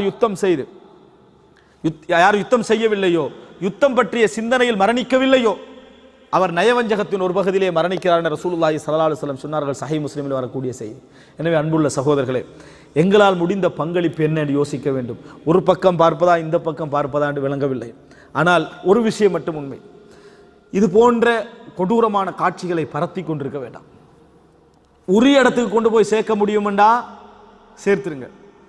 மனசு அதாவது உருகக்கூடிய ஒரு காட்சி. அமெரிக்காவில் ஒரு பெண்மணி, கிறிஸ்தவ பெண்மணி, ஹலபில் நடக்கக்கூடிய இந்த கொடூரத்தை ரஷ்யா எம்பசிக்கு முன்னால் சிசிடிவியில் என்ன செய்கிறாங்க, அதை எடுத்து இப்படி காட்டுறாங்க எம்பசிக்கு முன்னால். இதுதான் ஒரு மனிதாபிமான உணர்வு என்பது. உரிய இடத்துக்கு கொண்டு போய் சேர்க்க முடியுமெண்டா நம்ம என்ன செய்யணும், சேர்க்கணும். ஆனால் தொடர்ந்து கொடூரங்களை பரத்தி கொண்டே இருந்தோம் என்று சொன்னால் முஸ்லிம்களில் பலகீனமானவர்கள் அசைஞ்சிருவாங்க. அது மாத்திரமல்ல, நமக்கு கொடூரம் பழகிடும். கொடூரம் என்ன செஞ்சிடும், பழகிடும். அது தேவையில்லை. நமக்கு என்ன நடக்குதுன்னு தெரிகிறது, செய்திகள் காதுக்கு வருது. நம்ம ஆக வேண்டியதை பார்க்கணும். ஆக வேண்டிய துஆக்களுக்கு பலம் இல்லை என்று நினைத்து விட வேண்டாம். ரசூலுல்லாஹி ஸல்லல்லாஹு அலைஹி வஸல்லம் அவர்கள் மிக குறைந்த பலத்தோடு பத்ர் யுத்தத்துடைய அந்த நேரத்தில் செய்தது என்ன, துஆ தான். நமக்கு பத்ர் யுத்தம் ஒன்று முடிந்திருந்தால் அந்த களத்தில் போய் நம்ம செய்யலாம். அப்படி இல்லையா, துஆ என்பது மிக அற்புதமானது. அல்லாஹு தஆலா இந்த உள்ளத்தை என்ன செய்யறான், அந்த இடத்துல பார்க்கிறான். முஸ்லிம்கள் நிறைய பாவம் செய்கிறாங்க, அதனால் அவருடைய துஆ அங்கீகரிக்கப்பட மாட்டான்னு நினைக்க வேண்டாம். காரணம், அநியாயம் இழைக்கப்பட்டவன் காஃபிராக இருந்தாலும் அல்லாஹ் என்ன செய்வான், துஆவை அங்கீகரிப்பான். நம்ம அநியாயம் இழைக்கப்பட்டவன் பாவியாக இல்லாமல் இருக்கணும் என்றதல்ல. அவன் காஃபிராக இருந்தால் அல்லாஹ் என்ன செய்வான், துவாவை அங்கீகரிப்பான் என்ற செய்தியை நம்ம பார்க்கிறோம். எங்களால் முடிந்த என்ன பங்களிப்புகளை நம்ம செய்ய முடியுமோ அதில் செய்ய வேண்டும். இது முஸ்லிம் சமுதாயத்துடைய இறுதி சோதனை அல்ல, இது இறுதி சோதனை அல்ல. இன்னும் எத்தனையோ சோதனை இந்த இஸ்லாமிய சமுதாயத்துக்கு வர இருக்கிறது. அல்லாஹு தாலா நாளை அல்லாஹ் காப்பாற்ற வேண்டும். நிம்மதியாக இருக்கக்கூடிய எங்களின் பக்கமும் இதை சுற்றி என்ன செய்யலாம், வர வைக்கலாம். அந்த நேரத்தில் நாம் உணர்ந்து கை செய்தப்பட்ட அர்த்தம் கிடையாது. நிம்மதியாக நியமத்தோடு வாழுகின்ற இந்த நேரத்திலே அல்லாஹ்வுக்கு நன்றி உள்ளவர்களாகவும் அந்த மக்களுக்கு கருணை உள்ளவர்களாகவும் வாழ்வதற்கு அல்லாஹு தாலா எம் அனைவருக்கும் தௌஃபீக் செய்ய வேண்டும். அதே நேரத்தில் போலியான ஏமாற்றமான வழிகாட்டல்களிலிருந்து அல்லாஹு தாலா இம்மனைவை பாதுகாத்தரல வேண்டும். ஹதா மா இந்தி வல் இல்மு இந்தல்லாஹ் வ அகூலு கௌலி ஹாதா வ அஸ்தக்ஃபிருல்லாஹ் லி வ லக்கும். வஸ்ஸலாமு அலைக்கும்.